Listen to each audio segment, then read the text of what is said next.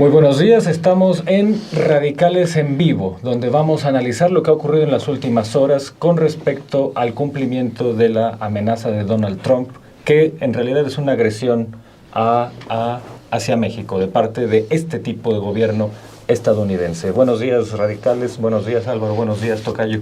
Buenos días, Héctor Alejandro. Buenos días, Héctor Alejandro. Pues tal cual, vamos a irnos a un muy breve corte. Cuando son las 11 de la mañana con un minuto, vamos a tratar de hacer una primera revisión, porque seguramente en los siguientes horas habrá más información, más contenido como para ampliar el análisis, pero esta primera revisión nos toca muy oportuna, porque hace unas horas entró en vigor este castigo de Estados Unidos a sus principales socios comerciales, incluyendo a México, por supuesto, o empezando con México, que es su socio comercial número 1, y pues lo vamos a revisar, vamos a ver de qué se trata esto. Bienvenidos. Volvemos.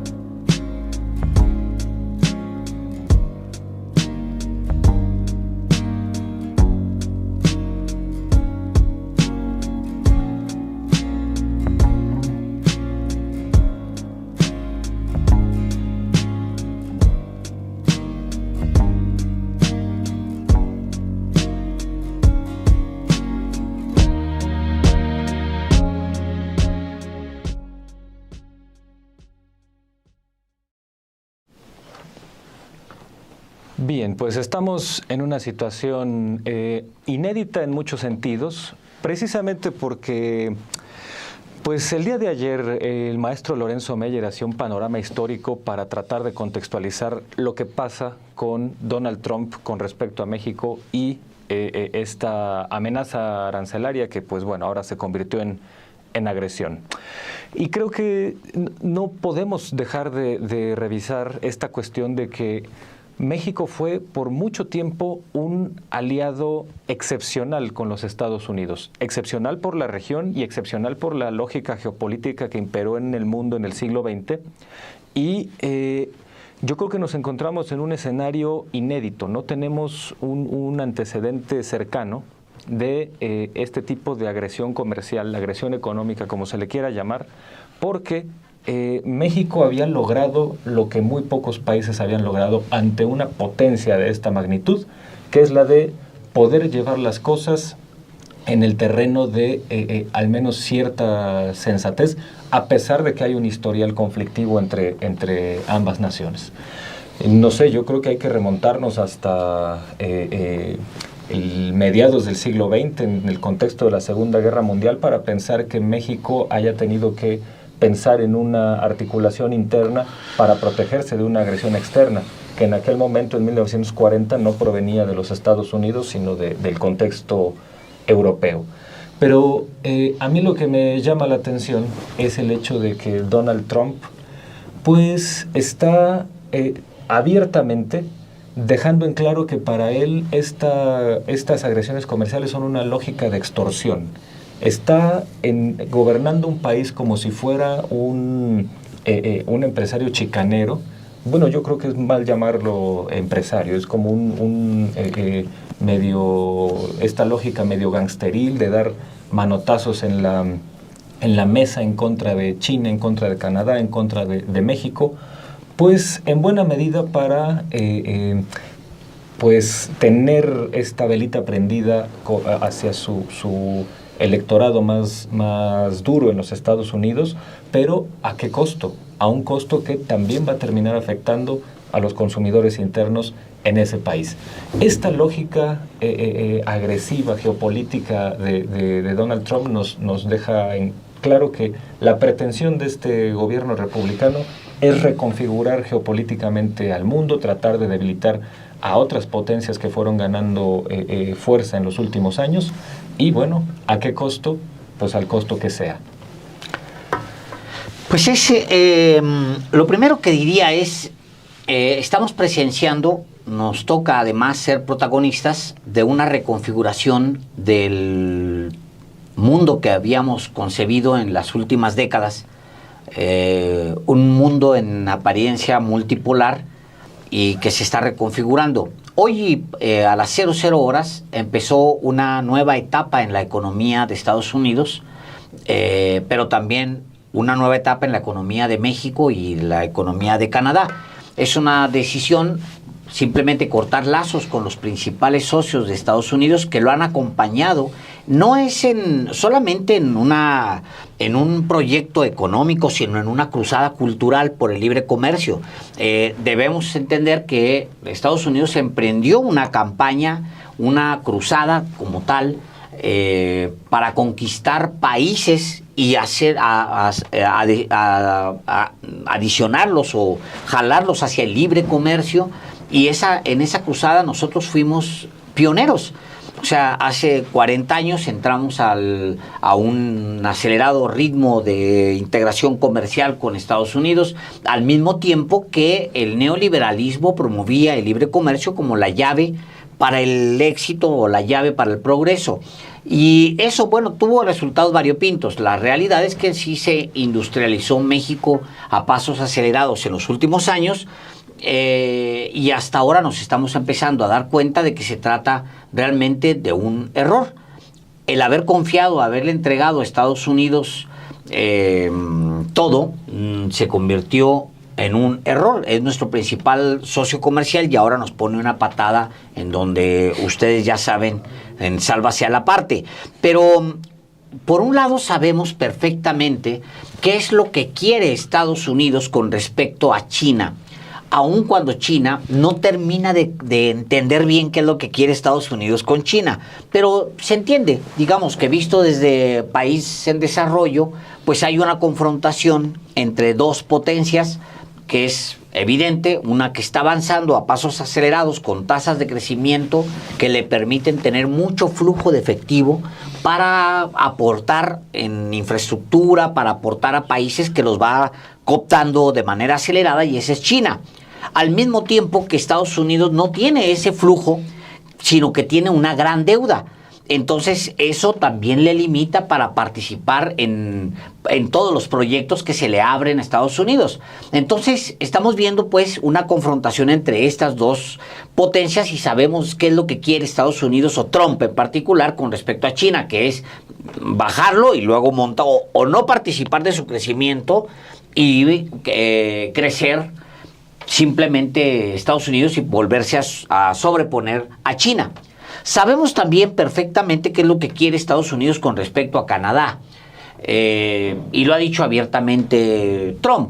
Quiere a Canadá rendido como un Estado 51 y quiere que ya no tenga una independencia, autonomía, soberanía, sino que tenga un gobernador o varios gobernadores. Quizá es lo que más le convenga a Canadá, porque ni siquiera ellos se ponen de acuerdo en un poder central.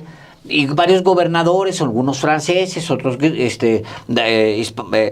angloparlantes, etcétera, y sumar a lo mejor más que un Estado 51, 52, 53, 54, dependiendo de las regiones que vaya a recomponer en su mente Trump para Canadá.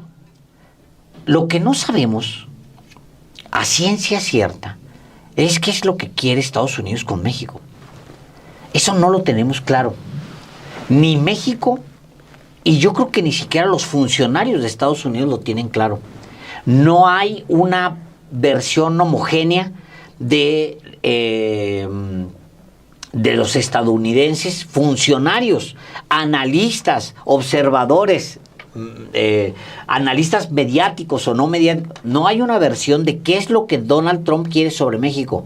Y eso es lo que genera, les diría, sí, una parte es incertidumbre, pero otra parte es, nosotros no hemos declarado una guerra a Estados Unidos todavía. China ya la declaró, Canadá ya la declaró, pero nosotros estamos como en el ínterin de que te cae que si vas a agredirnos, te cae que si lo vas a llevar a... Digo, nos estamos preparando y todo, pero te cae que si lo vas a llevar. La presidenta dice, tengo una conversación el jueves, posiblemente tengo una conversación el jueves con Donald Trump, pues como para preguntarle de qué se trata, porque los números dicen otra cosa. Ahí te entregamos resultados.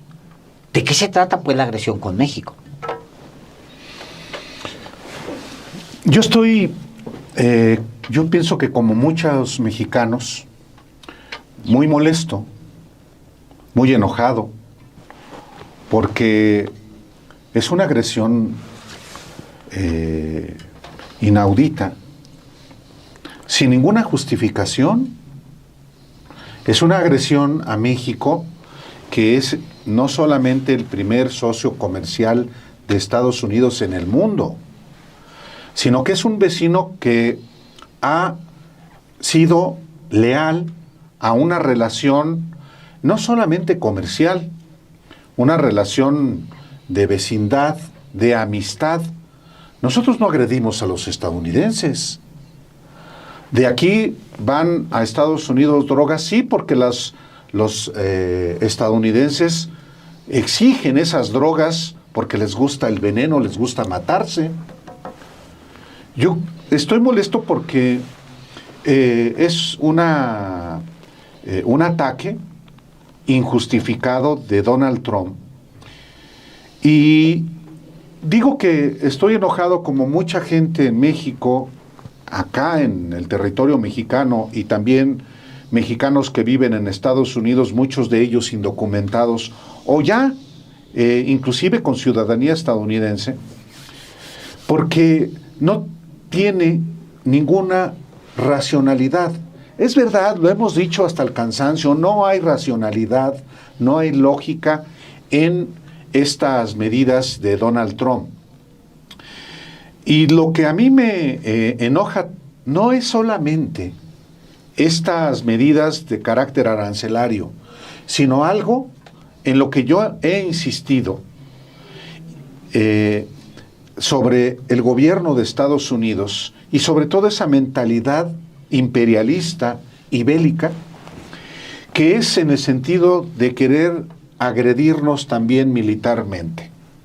Si ya se materializó o está por materializarse el 25% de aranceles a todos los productos mexicanos, entonces a esa amenaza cumplida va a seguir otra amenaza que está latente que se cumpla, que es mandar a territorio mexicano soldados o armamento en forma de dron o de misiles para, según ellos, atacar a objetivos criminales, a los narcotraficantes, a los que ya considera organizaciones terroristas. Ante este panorama, ¿qué hacer? Pues al gobierno le corresponde, efectivamente, actuar no con enojo, como el mío, o el enojo de muchos mexicanos. Le toca, efectivamente, actuar con cabeza fría, aunque no es posible ocultar el enojo. Hoy mismo la presidenta Claudia Sheinbaum transmitía eso: enfado, enojo, indignación por el trato que le están dando al criminal presidente de Estados Unidos a México. Ese sí, un criminal. Sí, sí. Entonces, yo pienso que en este sentido, le toca al gobierno de México definir de manera inteligente, no con emotividad como la que yo tengo en este momento, cuál va a ser la respuesta. Porque tampoco es sencillo, dada la relación, la asimetría que tenemos con Estados Unidos. Sí, aranceles del 25% a todo lo que importamos. A ver, eso puede sonar muy bien, pero implicaría que hubiera un aumento de precios en México, no solamente de esos productos a los que se le impone el arancel. Entonces, yo pienso que el próximo domingo, en el Zócalo, la presidenta definirá qué es lo que más le conviene también a México ante la agresión. Pero los que no somos gobierno, los que nos sentimos agraviados por el tamaño de la agresión, tenemos todo el derecho de decirle criminal a Donald Trump, no solamente porque lo es, sino porque es inaudito que agreda de esa manera a un país que ha sido leal, que ha sido disciplinado, que ha sido irrespetuoso inclusive ante las acometidas de ese país y de ese gobierno. Y luego dicen que no entienden por qué el mundo odia a Estados Unidos, no a todos Estados Unidos, no a su población, sino a los gobiernos que matan, que devastan, que destruyen, que saquean el mundo. Una explicación de por qué se odia a los gobiernos de Estados Unidos es por acciones como la que estamos viviendo los mexicanos. Y bueno, y creo que esta indignación es un sentimiento protagónico en el país con sobrada razón. Y bueno, y eso que todavía no hablamos de los vendepatrias que van a estar muy satisfechos con esta también, por circunstancia. supuesto. Pero bueno, para incrementar... Quizás sean los únicos felices, ¿no? Sí. Porque No, son los que quieren, le apuestan a que haya en México una recesión, que se derrumbe la economía para tener algo que vender ellos. Así es hacer válida la tesis de que el real contrapeso al gobierno de Claudia Sheinbaum hoy es en realidad el gobierno de Estados Unidos, y ellos colgarse de eso y ver qué rédito sacan, así se lleve al país entre las patas. Bueno, pero para incrementar la indignación de todos, más tarde hablamos de hablaré yo de los vendepatrias. No, sí, esa es mi segunda parte. Bueno, ¿no? Entonces también complementamos con el maestro Álvaro Delgado. Yo también me hacía esta pregunta que hace el maestro Alejandro Páez sobre qué papel juega México. Me parece que en el discurso de Trump, México va a ser todo su cuatrienio esto que se llama el arma arrojadiza, o sea, un elemento, un concepto que se usa como vulgata panfletaria para lograr ciertos fines políticos internos. Eric Hobsbawm planteaba por qué en el siglo XX Estados Unidos tenía esta fijación brutal por los enemigos externos, cosa que se empezó a consolidar en la Primera Guerra Mundial y que no llegó durante el mundo bipolar. Había una total desproporción en el empleo de esto que conocemos hoy como los enemigos externos, porque para Estados Unidos eso era una cuestión de paroxismo, o sea, no era una cuestión simplemente que se hacía como para disfrazar algo, no, era algo que le dio lógica no solo a las instituciones de Estados Unidos, sino que se convirtió en la gran cultura interna de los Estados Unidos. La lógica de estar en contra de un enemigo externo le dio sentido no solo a la política exterior estadounidense, sino a la educación general en todo aspecto, en toda arista de los Estados Unidos. Y Hobsbawm planteaba una hipótesis, decía, por ejemplo, el bloque soviético tenía más razones para temerle a enemigos externos, porque el bloque soviético sí había recibido invasiones, sí había recibido desde 1917 la presencia de soldados enemigos de Gran Bretaña, de Francia, de Polonia, etcétera, que habían invadido territorio. ¿Por qué no pasaba lo mismo? ¿Por qué no había esta misma lógica de enemigos externos en el bloque soviético? Y era, dice Hobsbawm, porque a diferencia del bloque soviético, en Estados Unidos hay elecciones cada 2 años. Y desde 1917 hasta inicios del siglo XXI, no hubo un solo momento en que no se tuviera que articular electorados a partir de enemigos externos. Me parece que tristemente México va a jugar ese papel de arma arrojadiza, ese papel de enemigo externo ante las bases trumpianas, y pues es una cuestión muy delicada porque, pues bueno, con tal de dar el manotazo en la mesa, con tal de jugar a la extorsión, con tal con tal de ejercer la extorsión, pues Trump puede hacer cosas que van a terminar incluso perjudicando a consumidores estadounidenses.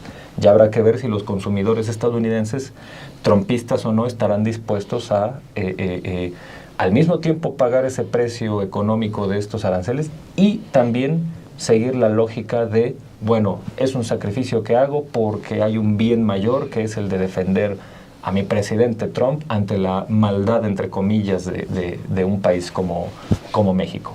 Aquí es importante observar cómo cómo reacciona nuestro país, cómo reacciona Claudia Sheinbaum, porque esta es la parte más escabrosa de lidiar con un personaje como Trump, porque llegar tratando de satisfacerlo es garantía de fracasar.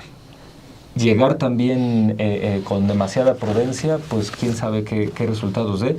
Me parece que ponérsele de frente al acosador puede tener, y tratar de ponerle un alto puede ser una mejor estrategia que la de tratar de satisfacerlo, apelando a que Estados Unidos es el país más poderoso del orbe, es la primera potencia militar, es una economía 30 veces más grande que la mexicana, etcétera.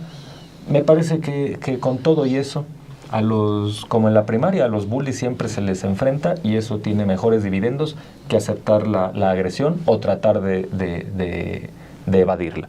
Entonces, pues el llamado de la presidenta Sheinbaum a mostrar un músculo de soberanía para el domingo, creo que es un indicio de cómo está tratando de reaccionar, que no va a ser con la sumisión que pues puede llevar a muy malos resultados. Y bueno, se decía que México ha sido leal con Estados Unidos, en algunos casos incluso ha ido más allá de la lealtad, y hemos tenido gobiernos que han sido sumisos, serviles, y no ha servido tampoco de nada. De nada, al contrario. Ahí está el señor Vicente Fox, ahí está el señor Jorge Castañeda buscando la enchilada Peña completa, con Trump. O Peña con Calderón, Trump. Calderón con todos. todos. Con todas las agencias, con... Y hasta con los que no se lo pedían. Sí, Así exacto. así es. Yo ponía el ejemplo de Fox porque fue el que significó un punto de inflexión en la política exterior mexicana, pero pues ejemplos hay de sobra. Y bueno, yo aquí dejo el comentario para después hablar de los vendepatrias, hacer enojar aquí a mis compañeros de mesa. ¿Qué tan en guerra estamos? Yo creo que eso es lo que se va a definir en las siguientes horas. Y no parece una locura lo que estoy planteando, porque dicen en Canadá, acaban de crear un nuevo verbo que se llama, que es zelenskizar. Dice ahora mismo, no sé si lo usó Trudeau o quién lo usó, pero dice, Canadá acaba de ser zelenskizado. O sea, atacado, humillado como Zelensky, o sea, del tipo, eres menor que yo, te humillo, te aplasto porque eres nada, ¿no? Te traigo a mi terreno. Es terrible el verbo. Te humillo, zelenskizar. Sí, de hecho Trump zelenskiza a Ucrania y zelenskiza a Canadá. No, a México no, ¿eh? No, espérame. Pues por eso planteo esto. O sea, apenas estoy en la definición. No estoy diciendo que eso sea lo de México. No, te estoy desmintiendo. Sí. Yo digo, ¿qué tanto? O sea, porque va a haber grados. Trudeau está hablando ahora mismo en un mensaje a la nación. Les está dirigiendo, supuestamente es un mensaje a la nación, pero no es un mensaje a la nación. Es un mensaje a los Estados Unidos. Dice Trudeau que el único culpable por la guerra en la guerra comercial entre Canadá y Estados Unidos es Trump. Que Trump está abrazando a un dictador, se refiere a Putin, al mismo tiempo que golpea a su socio, que es Canadá. Eso es lo que está diciendo ahorita en este momento Justin Trudeau. Entonces, lo que está sucediendo en las interpretaciones, dice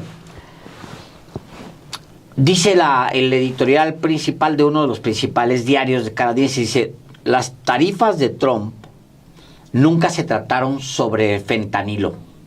Canadá acaba de ser zelenskizado, ¿no? Eso es lo que dice editorial, uno de los editoriales principales de la casa allá en Canadá. Yo creo que las siguientes horas vienen va a haber distintas intensidades con respecto a Trump y lo que está pasando con el mundo. Número uno, Canadá está dándose cuenta de que muchas de las relaciones que tenía a partir de su vínculo con Estados Unidos se están poniendo en juego. Canadá es el único, digamos, de la relación trinacional que está diciendo, yo tengo que decidir entre me voy con los europeos o trato de negociar con Estados Unidos en el mejor de los términos para ver cómo me va. Bueno, Canadá tiene esa opción. Tiene opción de sonreírle a Francia, a Gran Bretaña, vienen de ahí. Ellos se sienten tanto británicos como franceses, o sea, esa es una relación que tiene. Ya abrazó a Zelensky, ya se puso los zapatos de Zelensky, las botas de Zelensky, la camisita de campaña de Zelensky, y ya habló de Trump. Nosotros vamos a hablar de Putin. ¿Nosotros vamos a hablar de Putin? No. ¿Nos vamos a poner los zapatos de Zelensky? Tampoco. ¿Vamos a optar entre Estados Unidos y Europa? Tampoco. Nosotros no somos ese tipo de país. Entonces, ¿qué tipo de respuesta va a tener Trump para Canadá y con respecto a México? Yo creo que está por definirse. Hay una guerra, sí, de Trump contra el mundo, pero yo creo que está por definirse con qué intensidades. Las intensidades las está midiendo. Y hay que recordar siempre una sola cosa con respecto a Trump. Para Trump, la política es personal. Tiene que ver con cómo se siente esa mañana, con qué relaciones tiene con los individuos, con los presidentes. A Canadá lo aborrece porque también aborrece a Justin Trudeau. Y eso personal lo convierte en una estrategia global.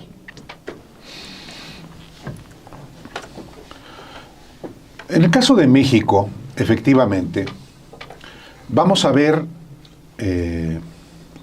muchas reacciones. Dentro de lo malo, por la agresión de Donald Trump y su gobierno a México, hay cosas buenas. Queda perfectamente claro que con Estados Unidos no hay manera de ser amigo. Ni socio, porque al socio lo está haciendo a un lado, lo está maltratando, lo está golpeando, y en los hechos, con estos aranceles, hace pedazos el Tratado de Libre Comercio con Canadá y con México. Deja claro también quienes auténticamente defienden a México y sus intereses. Por supuesto, el gobierno tiene la responsabilidad de defender los intereses de México, no solamente los intereses como nación, la integridad territorial, la salvaguardia de los derechos de todos los mexicanos, sino también los intereses de los sectores productivos de nuestro país. Por supuesto que México, el gobierno de México tiene la responsabilidad de que el sector productivo, de quienes invierten sus recursos en este país, sufran lo menos por la agresión de Estados Unidos. Lo bueno dentro de lo malo también es que se van definiendo posturas. Y definir posturas significa de qué lado estás. Si estás con México o estás con Estados Unidos. Digo, en el caso de México, y aquí lo hemos platicado en otras ocasiones, y es importante volverlo a subrayar, hay por lo menos 2 intentos de partido que son claramente trumpistas. No solamente pro-yanquis, no, que se identifican perfectamente con lo que piensa y hace Donald Trump. Es decir, el partido de Eduardo Verástegui y el partido de Juan Iván Peña Neder están contentos con la agresión que Estados Unidos y Trump le está asestando a México. A ver. Son promotores. Por eso. Son promotores de la agresión de México a México. Sí. Entonces queda claro quiénes son también los que están avalando, los que están aplaudiendo que se agreda a nuestro país. Esos claramente. Pero hay otros que están embosados y que están ahí no aplaudiéndole abiertamente a Trump, sino atrincherados, agazapados, esperando en qué momento a México se derrumba la economía. Para entonces decir, vean, pues es que son los mismos que traen la cantaleta de que el gobierno de México y su partido es el que ha hecho enfurecer a Donald Trump porque son narcos. Son exactamente los mismos. ¿Quiénes son? Pues exactamente los mismos que rodearon a Xóchitl Gálvez. Es Claudio X González, es Alejandro Moreno Cárdenas, es Marco Cortés, es Ricardo Anaya, que hasta se fue a vivir allá 2 veces a esconderse. Entonces, también esto es importante clarificarlo. Solitos se están exhibiendo los vendepatrias, efectivamente. Y son los vendepatrias, no apátridas, porque los apátridas no tienen patria. Estos se dicen mexicanos, lo son, pero son capaces de someterse a los estadounidenses. Calderón es otra muestra de ello. Y Fox. Bueno, ya habíamos alguna vez planteado aquí que se iban a dar a conocer los trompistas descarados y los trompistas de facto, ¿no? Y estamos... Embosados. Los embosados son estos. A mí me parece también destacable el hecho de que estos dos protopartidos, que quién sabe si logren el registro, pero ya es importante, siempre hay que mencionarlo, que es preocupante. Así no logren registro alguno de partido, estos proyectos de Verástegui y de Peña Neder, ¿qué te puede llevar a volverte una especie de apéndice mexicano de un grupúsculo que abiertamente odia a México y que lo usa, como decía yo hace rato, como arma arrojadiza, como un elemento donde hay implicaciones racistas y agresivas para tratar de mantener vivo a un electorado estadounidense? ¿Qué puede llevar a mexicanos a sumarse a esto? ¿Es una idea de que ellos son como estadounidenses nacidos en México? ¿Son extranjeros que por desgracia les tocó nacer aquí? ¿Se odian a sí mismos y abrazan al que odia a aquellos a los que proyectan su odio? ¿Quién sabe? Yo creo que estos casos hay que analizarlos más con diván que con... Imbecilidad se llama. Bueno, también puede ser. Es que es una mezcla. Porque si tú lo agarras, tocayo, a Verástegui y lo pones en el metro, en el Zócalo, en una calle de Ciudad Juárez, en una calle de Guanajuato incluso, y lo pones a hablar como hablas, levantando su manita, haciendo oración, o haciendo oraciones de los que funcionarios no sé qué, de Estados Unidos, pidiendo perdón a Estados Unidos como lo hizo, lo que van a hacer es que lo van a escupir. En el mejor de los casos, porque también le pueden agarrar a patadas. No, de acuerdo. Es imbécil, simplemente. Sí. Sí, es no es ignorancia esto, porque hay un versito muy bueno que dice, ni ignorancia equivale, desinformación no es lo mismo que ignorancia, ni ignorancia equivale a estupidez, aunque algunos con sublime redundancia padezcan incurables de los tres, ¿no? Entonces, ¿de quién es el verso? Ese se lo escribí yo a un... Bueno, reclama la autoría, hombre. Sí, para no alargar, pero sí, lo escribí alguna vez para ejemplificarle a los alumnos la diferencia entre una y otra cosa. Pero efectivamente, el ignorante no sabe, pero el imbécil no quiere saber. Y estos grupúsculos, a mí siempre me parece muy alarmante que se sientan capaces de aliarse con una fuerza destructiva, prepotente, extorsionadora como la de Trump, porque lo que los une es esta engañifa de estar en contra de la ideología de género y estos enemigos conspirativos de que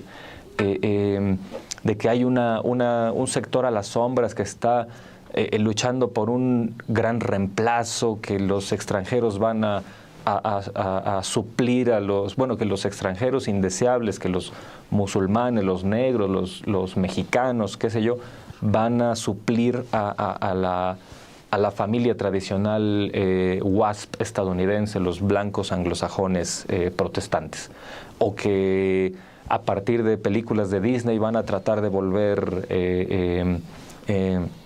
asexuados a los niños, o quién sabe en qué conspiración andan ahorita.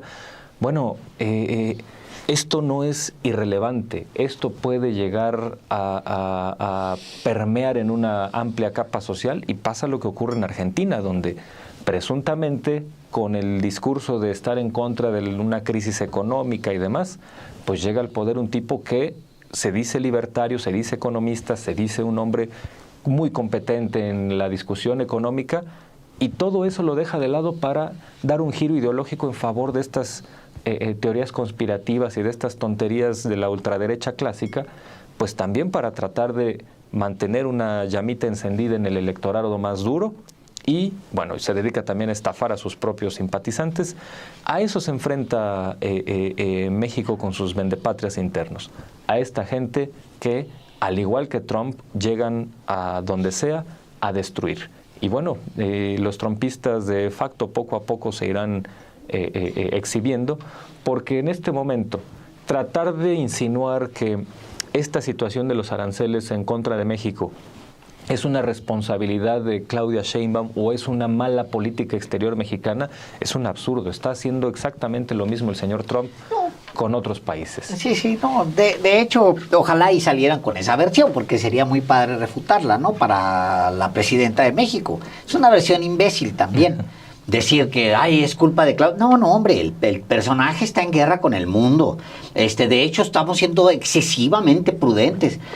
Con tanta prudencia, que está permanentemente ganando tiempo la presidenta. Mandar a un mitin en domingo, está ganando 4 días, 5 días antes de hacer una respuesta arancelaria. Ya dijo que hay una respuesta arancelaria y no arancelaria a la agresión de Donald Trump. Pero también está ganando tiempo. A ver, repito lo que decía mi papá, que era muy práctico en eso. Decía, en pleito de elefantes, hasta un coletazo te tumba.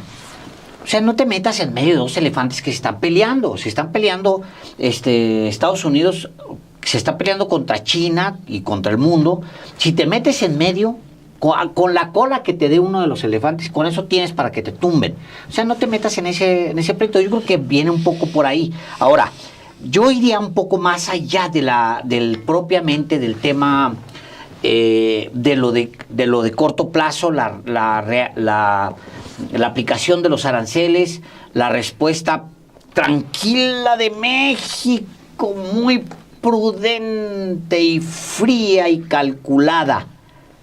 Está muy calculado mandar a un evento que va a ser el próximo domingo, mientras que Trudeau está hablando de una guerra que no tiene ya vuelta de hoja. O sea, Trudeau está diciendo ahorita, hace un momento dice él, esto ya no tiene vuelta de hoja. O sea, nosotros vamos a la guerra total contra Estados Unidos y vamos a responder 1 a 1. Son economías asimétricas. Lo van a hacer pedazos a Trudeau, como él ya se va a su casa en una semana. O sea, van a hacer pedazos a Canadá. O sea, no, por más valiente que se quiera poner Trudeau, pues no, hay cosas que son asimétricas, hay una asimetría entre una economía y la otra. Punto, lo van a hacer pedazos. Ahora, dice hoy The Wall Street Journal, que es hacia donde yo camino al final, dice, pocos países han apostado tanto por el libre comercio como México y Canadá. Ahora que los aranceles del 25% del presidente Donald Trump han afectado a ambas economías, o ambos países, sus economías se enfrentan a una prueba de estrés que rivaliza con la crisis financiera mundial y la pandemia juntos. Canadá y México apostaron por un futuro de libre comercio. La apuesta, dice The Wall Street Journal, se está volviendo amarga. Los aranceles estadounidenses impuestos este martes marcan el fin de una era que duró décadas en América del Norte. Yo creo que lo que hace Donald Trump es básicamente traicionar la idea de América del Norte. Ese concepto se acabó. No hay América del Norte. Hay Canadá, hay Estados Unidos, hay México. Y nosotros vamos a tener que defender nuestro pedazo de territorio a como dé lugar. ¿Con qué y cómo? Bueno, ese es parte del proyecto. Yo estaba leyendo hoy, por ejemplo, análisis casi de la mayoría, y la mayoría dice, el golpe más duro va a ser para Canadá, aun cuando la relación de México con Estados Unidos es muy parecida a la de Canadá. ¿Por qué? Porque a Canadá, el canadiense, si tú le mueves tantito la taza, cabrón, ¿qué fue lo que cómo le voy a hacer para agarrar esa taza? Mira, ya no tiene el asa aquí de este lado, ¿cómo la agarro? El canadiense. Y el mexicano resuelve. Se voltea y dice, pues lo agarro con la otra mano, a lo mejor. O sea, quiero con esto que es casi burdo, o es burdo, ejemplifico lo que es la economía mexicana, que es muy resiliente. Es muy resiliente, resiste. El mexicano ha estado permanentemente cada 6 años, de repente largos periodos, donde ahí viene el fregadazo, la mamá se mete las manos a la bolsa y se guarda un pedacito de quién sabe qué y no sé cuánto, y nosotros somos resilientes. Hay buenas y hay malas, y a veces largos periodos de malas, y los enfrentamos. Entonces yo creo que va a haber una respuesta, y espero una respuesta muy comprensiva y nacionalista, no en los malos términos, sino en los buenos términos de patria, de nación, del mexicano, de decir, no, es lo que nos toca jugar, y vamos a jugarlo. O sea, a ver, pónganle una mesa más ahí, porque hay que traernos a la familia que acaba de perder el empleo, porque lo hemos hecho durante mucho tiempo. Y sabemos responder a eso. Por eso hay resiliencia en la economía mexicana, y yo espero que nos funcione. Y y lo voy a decir en cada espacio que me toque decirlo. Denle la vuelta a las frutas, busquen la etiqueta, compren lo mexicano. Denle vuelta a las latas, vean si está hecho en México, compren lo mexicano. Piensen que a lo mejor es poca cosa, no vamos a derrotar a ningún coloso, ni esa es una potencia allá que alguien más se encargue de derrotarlo. Simplemente es por salvar un empleo en el campo a alguien que está haciéndolo, que es mexicano y que recibe una paga por eso. Es que ahí está la respuesta. Y la respuesta a la agresión, en este caso del criminal presidente de Estados Unidos, a México, va a tener varios efectos. Uno de los efectos ya se han manifestado aún antes del trancazo de Trump. El que haya un respaldo popular tan alto a la presidenta Claudia Sheinbaum tiene que ver con eso. Ante la agresión hay cohesión. Y eso es lo que ha habido, y pienso que eso es lo que habrá hacia adelante. Y una de las respuestas que tendrán también los mexicanos, que están teniendo, hay que decirlo también, es, a ver, en una decisión personalísima, dejar de consumir lo estadounidense y darle prioridad a lo mexicano. Y hasta donde se pueda. Hasta donde se pueda, a eso iba. Traemos un celular que es gringo, exacto, eso es gringo. Pero esto es gringo, si claro. estás en el súper. No, por eso. Le entras a la verdura mexicana, a la fruta mexicana, no nos cuesta. Exactamente, o sea, hay cosas en las que difícilmente vamos a poder prescindir, pero hay cosas en las que perfectamente, por nuestra propia determinación personalísima, lo podemos hacer. Y eso creo que no solamente va a ocurrir, sino que ya está ocurriendo. Y no solamente eso, yo creo que también hay otro elemento que es muy importante no perder de vista. No es solo el gobierno. Yo creo que aquí todos los sectores, en particular los sectores productivos, tienen perfecta claridad de lo que enfrentamos y de las decisiones que en conjunto se van a tomar para evitar que sea el daño mayor. O sea, va a haber un daño a la economía de México por las decisiones de Trump, indiscutiblemente. Pero, pues justamente, tenemos que estar perfectamente conscientes de que esto igual puede durar no tanto tiempo como lo estamos previendo, pero hay que prever el peor de los escenarios. Y el peor de los escenarios es que van a dejar de llegar las remesas a las que estábamos acostumbrados. Porque en Estados Unidos muchos mexicanos están temerosos precisamente de ser capturados y de ser deportados. Hay que estar conscientes efectivamente de que van a aumentar también los precios de muchas cosas que son indispensables para nuestro consumo, precisamente porque va a aumentar el precio del dólar. Hay que estar conscientes también de que habrá otras repercusiones. Lo que mandamos a Estados Unidos, si se encarece allá, van a comprar menos. Es decir, lo saben mejor los economistas, naturalmente, que yo, pero va a haber un impacto importante.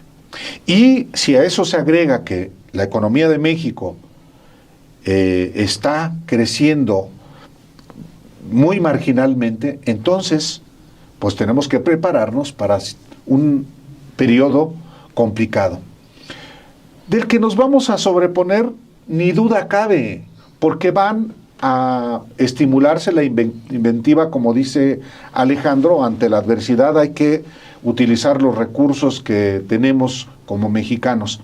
Y también, por último, diría yo, porque era algo de lo que platicábamos Héctor Alejandro y yo antes de comenzar el programa, y lo planteaba de hecho desde ayer Alejandro: ¿quiénes son realmente nuestros amigos?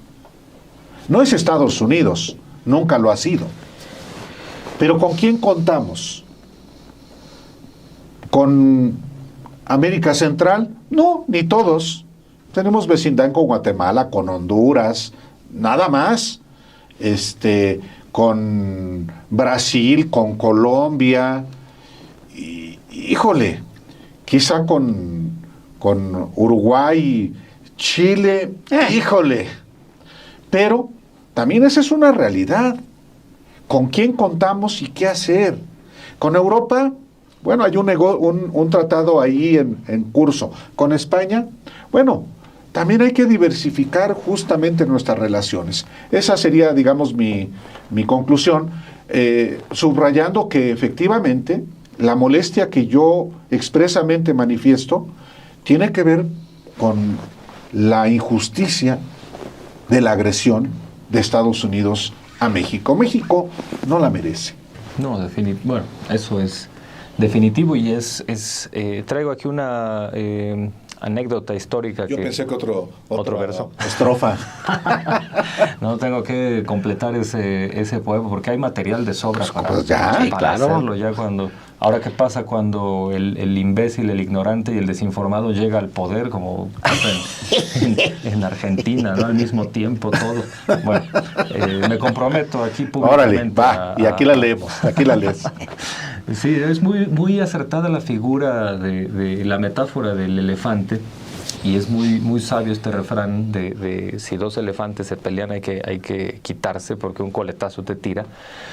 Fue Soledad Loaesa la que relataba una explicación más amplia sobre qué pasó en 1968 en la matanza del 2 de octubre, y ella refería que en algún momento de 1968, antes de octubre, cuando ya empezaban las movilizaciones estudiantiles, que en un encuentro que hubo entre Rincón Gallardo y Díaz Ordaz, donde Rincón Gallardo y otros dirigentes del Partido Comunista estaban exigiendo la liberación de presos políticos, y que Díaz Ordaz, dando manotazos en la mesa, decía: aquí no hay presos políticos, aquí no hay presos políticos, y que de pronto Díaz Ordaz les decía a ellos que no se dan cuenta que lo que están haciendo es algo así, no recuerdo las palabras textuales, pero decía que estaban algo así como provocando dice que no ven que vivimos al lado de un elefante y un elefante loco, no cualquier elefante, en referencia a Estados Unidos,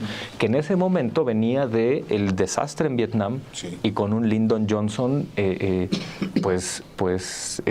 no tan pues con esa carga encima, ¿no? Débil. Y debilitado, por supuesto. Un elefante que se comió 1 kilo de coca, ¿no? Y lo sueltas en medio de una multitud. Sí, no, ese una es cosa... Trump, ese es Sí, Estados sí, Unidos sí. ahorita. Sí, y pues a mí me parece que la figura esta del elefante loco, pues le queda perfectamente a Trump. Ya estamos en otro tiempo, ya estamos fuera del siglo XX con este marco geopolítico que condicionó tantas cosas, que condicionó la política externa, que condicionó la política interna de toda América Latina y definió al periodo más oscuro de América Latina, que fue el de sus dictaduras de la segunda mitad del siglo XX. Pero, pues bueno, el elefante loco ahí sigue, y ahora pues se va con estas vías de extorsión para tratar de aplastar, como decía hace rato el tocayo, a los socios más cercanos. O sea, de verdad, por una razón ya ni ideológica, esta razón medio, no sé, emocional, golpeadora, llegar a eso, sí es una agresión muy lamentable, es un episodio inédito, y pues México al menos ya tiene un claro ejemplo de cómo no actuar, que es como han actuado los presidentes precedentes, que a quienes ponerse de tapete no les sirvió de absolutamente nada. Creo que habrá obviamente plan A, plan B, plan C, habla la presidenta, tienen muchos escenarios planteados. Uno de los escenarios que seguramente se están planteando a un buen nivel es cómo responder a la desindustrialización que va a venir con la salida de no sé si es ya la ruptura del TEMEC o el fin del TEMEC o el inicio de otra cosa que ni siquiera conocemos qué es, pero que hoy decía por la mañana Trump, decía, ¿no quieren aranceles? Ven, tráiganse sus fábricas a Estados Unidos. ¿Qué significa? Bueno, que todo ese empleo se va a acabar. O sea, simplemente son millones de empleados en esa industria. Es una desindustrialización. También al mismo tiempo, la experiencia nos dice que la desindustrialización, si se gobierna, si se controla, o sea, México debe sentarse, jalar a los mejores.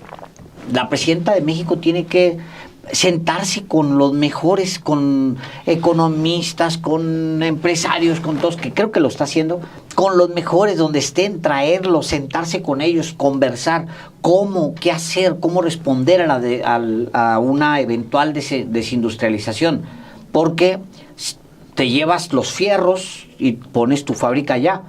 Cualquiera lo haría, o sea, bueno, sí, es comprensible. Es lógico, sí. O sea, si eres Nissan y tus autos simplemente ya no son competitivos para venderle a Estados Unidos, los tenías aquí la fábrica, dices, oigan, perdónenme México, ya me voy a tener que ir a producir allá, disculpen, no es personal, o sea, tengo que venderles a aquellos. Los de aquí los voy a mantener, los voy a seguir produciendo aquí, nada más que el personal se recorta tanto. Esas son las realidades con las que se va a ir enfrentando México y cada una de las regiones. ¿Qué vamos a hacer con la desindustrialización del país? Ese es un tema. Ha habido distintas respuestas. Por ejemplo, Alemania se desindustrializó en algún punto de la década de los 90. Estados Unidos se desindustrializó en los 80s, 90s. Ustedes recuerden que el Rusty Belt, como se conoce, es una desindustrialización que no fue cuidada. O sea, había una gran industria del acero en toda esa región, en el Rusty Belt, y luego todos esos obreros se fueron a la calle porque pues se brincó hacia otra economía y esos obreros quedaron abandonados por Estados Unidos. Lo mismo pasó con Margaret Thatcher. Con Margaret Thatcher hubo una desindustrialización de Gran Bretaña. Ahora, estamos hablando de algo que pasó hace 40 años. Ya hay nuevas vías de la economía para responder a una desindustrialización. Estados Unidos, sin cuidar eso, caminó hacia una nueva economía. O sea, las tecnológicas son una nueva economía y dieron empleo generaron un empleo más especializado. Todo esto para decir que gobernada la desindustrialización, la puedes convertir en algo virtuoso. ¿Saben qué? No vamos a hacer autos, muchachos, se acabó eso. O sea, se van a llevar esta fábrica, se la van a llevar, tenemos que agarrarlos, traerlos y decirles, pero tenemos campo y agua en estas partes del país. Vámonos a hacer agroindustria e industrializar el campo. Y entonces meter a esos que saben cómo moverle a las máquinas, meterlos a hacer lo mismo, pero con productos del campo. En fin, o sea, toda esa inventiva tiene que entrar en juego ya, ahora mismo, con la presidenta de la mano. Y creo que es muy importante y virtuoso que sea una mujer de ciencia la que esté al frente de México, porque no le va a experimentar en eso. Esa es mi confianza. Le va a entrar a eso y a tratar de imaginar un México después de la industrialización. A lo mejor salimos ganando, sacando la maquila de Ciudad Juárez, por ejemplo, que ha sido el origen de un montón de males para esa ciudad. A lo mejor, o sea, pensémoslo pues, inventemos, recreemos este país, porque pues es lo que nos toca hacer. La soberanía importa. Sí, mucho. Para todos aquellos que dicen que la soberanía ya es un concepto anacrónico, trasnochado, no. ¿Qué tan importante es hoy la soberanía energética de México? Hijo. Por ejemplo, ¿qué tan importante es hoy que es algo que en sí mismo es un tema? Sí, gran tema. Las leyes que se han aprobado que le ponen fin a la reforma energética de Enrique Peña Nieto y que constituyen a Petróleos Mexicanos, a la Comisión Federal de Electricidad, como un patrimonio nacional precisamente como palanca del desarrollo. ¿Qué tan importante es la soberanía? La energética es fundamental. La alimentaria que evita, o que debería evitar, que importemos de Estados Unidos maíz. A ver, o dicho de otras a ver, quiero que otra vez digan que López Obrador era un anacrónico por estar buscando nuestra independencia alimentaria. Quiero que me lo repitan ahorita, cuando sería una bendición ser autónomos, no depender ni de un grano de maíz de Estados Unidos. Imagínate lo que seríamos en este momento si hubiéramos logrado la independencia alimentaria. Bueno, ¿qué tan importante es la soberanía nacional, preservar la integridad territorial, preservar también el dominio de los recursos naturales para la nación, el litio? Es que es algo de lo que el neoliberalismo quiso aniquilar, exterminar, borrar. ¿Qué es eso de la soberanía? Bueno, ya nos estamos dando cuenta, o ya se están dando cuenta aquellos que hablaban de que la soberanía no servía para nada, que sí vale. ¿Por qué es tan importante la soberanía nacional? Para evitar que vengan los marines del criminal Donald Trump a querernos invadir. Por eso es, dentro de lo malo, hay cosas buenas. Sí. Y yo expresamente, yo sé que no es correcto decir es que estás enojado o no. Nadie debe enojarse para razonar. No, sí, porque no se vale este tipo de cosas y hay que también experimentarlo. Y hay que diferenciar también. O sea, no porque los turistas que vienen a México, ni modo de echarles la culpa del presidente que tienen. No. Ni al pueblo estadounidense, que hay un sector que apoya a Trump, pues sí, y hay otro que no, y están en su derecho, perfecto. No, hay que diferenciar. Ni hacer llamados a que se vaya a apedrear a la embajada de Estados Unidos en México, que ya ni siquiera está en el Paseo de la Reforma. Antes uno pasaba y le mentaba a la madre, ahora ya se cambió. No. Pero, porque también pienso que los gobiernos son los que tienen la responsabilidad de tomar las decisiones en conjunto con los otros sectores. Aquí discutimos algo que no se vale, que a mí como mexicano me agravia, me ofende, me siento agredido por la decisión que toma un individuo, que también entiendo su lógica. Con esto concluiría. Responde a una lógica política. Fue lo que prometió también, eso es verdad. No le hace que golpee a los mexicanos, no le hace que esté haciéndole daño a los propios estadounidenses.